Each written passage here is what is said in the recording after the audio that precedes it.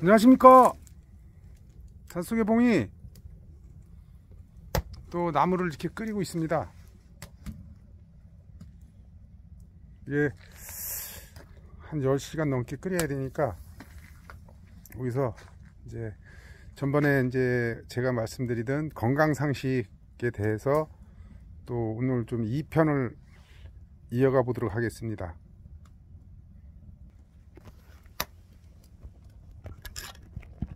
자, 불멍하시면서 좋지요? 우리 솥단지가 왜 안 나오냐. 자, 이렇게 놓고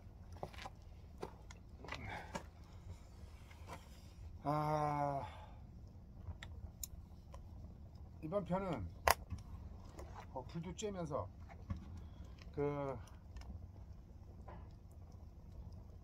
우리가 채했을 때 채기가 있다 그러죠. 채기.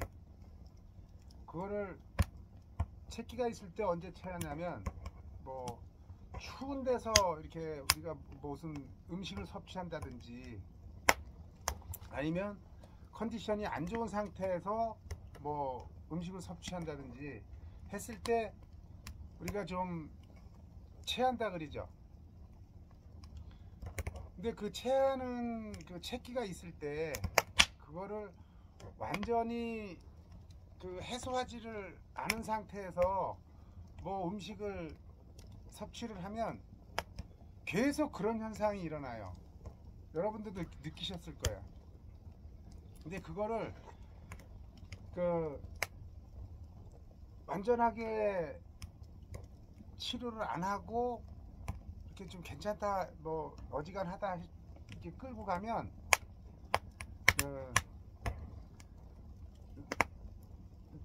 뭐 위나 이런 뭐 장이나 이게 그러니까 어쨌든 내 건강을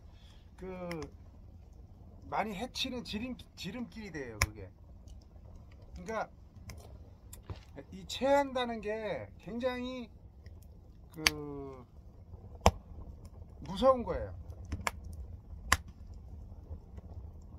이게 무슨 얘기냐면 옛날에 뭐 어떤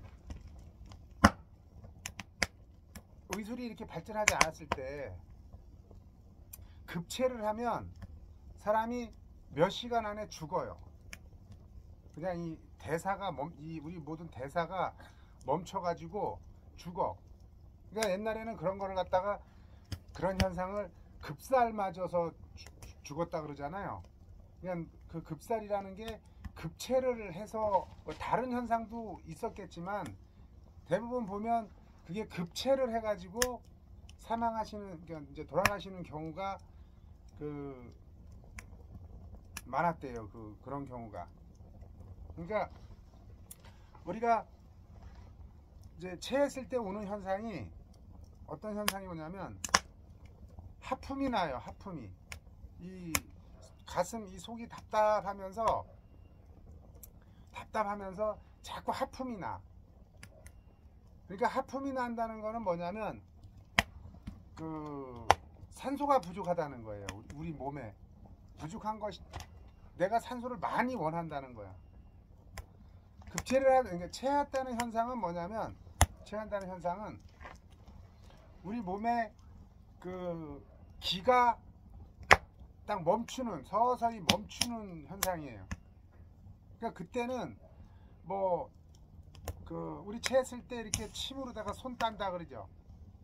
꼭 손이 아니라 아무 데나 찔러서 피만 나오게 해주면 돼. 그러면 급한 거는 넘어가요. 왜 뚫어줘야 되냐면 제가 풍선을 가지고 예를 들을게요. 풍선이 그냥 신선한 공기를 풍선에다가 일정 부분을 딱 주입을 해 놓고 딱 풍선을 묶어버리면 더 이상 팽창이 안 돼. 그렇지만 풍선 속에다가 나쁜 이물질을, 음식, 부패되어가는 음식을 풍선에다가 집어넣고 묶어버리면 산소가 더 이상 들어가는 곳이 없는데도 팽창을 합니다. 그건 뭐냐면 그 현상은 거기서 가스가 발생이 되는 거예요. 가스가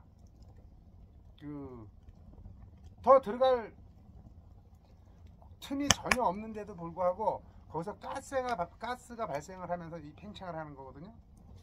그러면 이제 우리가 체에서 대사가 딱 서서히 멈춰가잖아요. 이게 그러니까 대사가 멈추니까 음식을 소화시키려면은 뱃속에서 뜨거워. 이제 음식을 소화시키려고 하면 우리가 숨을 계속 쉬잖아요.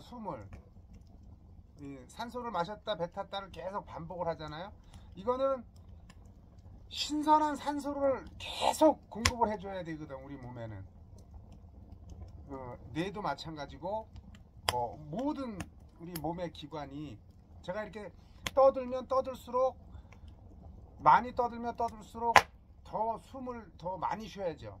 우리가 막 뜀박질을 하면 막 헐떡헐떡 하잖아요. 산소량이 더 필요한 거예요. 근데 체했을 때는 그 대사가 딱 서서히 멈춰가니까 산소가 공급이 안 되는 거죠. 그러니까 이제 코로 해서 안 되니까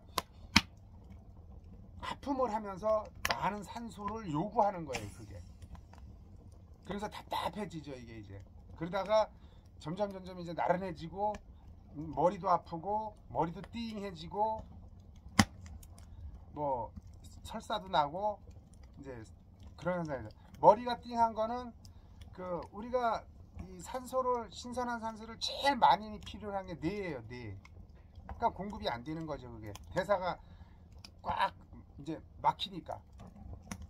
그 다음에 설사가 나고 하는 거는 이제 소화를 못 시킨 상태가 되니까 이제 그게 그냥 쫙 나오는 거죠. 이제 그때 급하게 처방할 수 있는 게 아무데나 찔러서 피를 빼주는 거예요.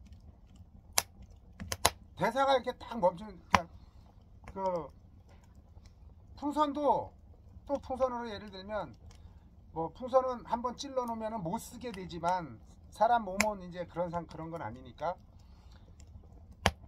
또 풍선으로 그럼에도 불구하고 풍선에 비유를 한다면 가스가 차서 풍선이 계속 팽창을 한다. 예를 들어서 그랬을 때 작게 구멍을 하나 뽕 뚫어주면 금방 뻥 하고 터지는 건 막을 수 있잖아요. 일정 부분은 그 형태를 유지할 수 있다는 얘기죠. 네. 이거 어쨌든 적절한 표현인지는 모르겠는데. 그러니까 근데 우리가 체했을 때 이제 대부분 엄지손이나 손가락 끝이나 발가락 끝을 따죠. 이제 찔릴 때, 바늘을 찌를 때. 그거는 왜 그러냐면 심장에서 제일 먼 곳이 손끝과 발끝이잖아요. 거기를 뚫어주려고 하는 거지. 그러니까 완전하게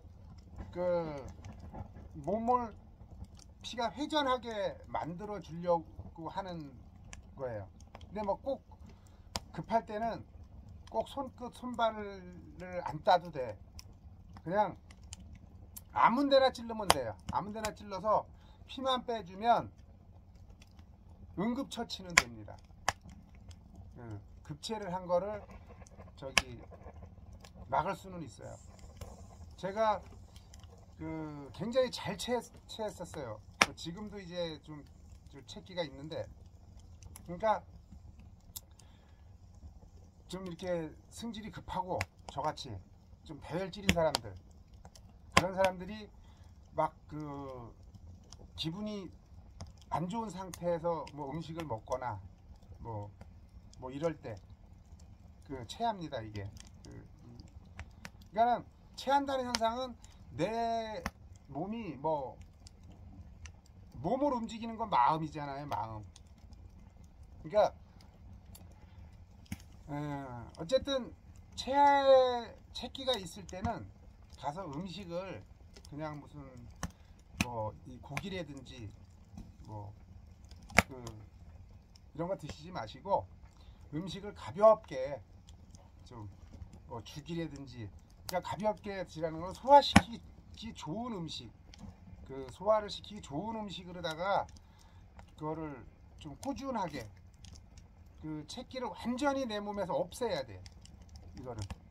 그래서 몸 상태가 완전히 호전됐을 때 뭐 진한 고기라든지 이렇게 질긴 음식 섬유질이 많은 음식이라든지 뭐 이런 것들을 드셔야지. 그렇지 않으면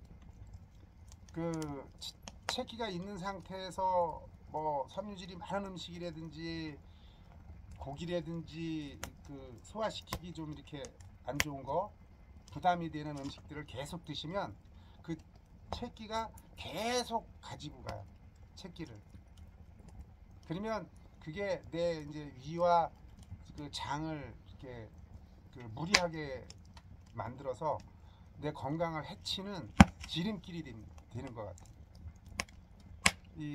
우리가 몸 상태가 좋으려면 뭐 일단 소화력이 좋아야 되거든요. 우리가 아무리 뭐 좋은 음식 뭐 이런 이거를 많이 먹든 적게 먹든 그게 문제가 아니고 내가 먹을 수가 없다면 사는데 재미도 없고 내 건강을 유지할 수가 없잖아요. 좋은 음식을 많이 먹어야지만이 내 체력이 좋아지니까. 그러니까 어쨌든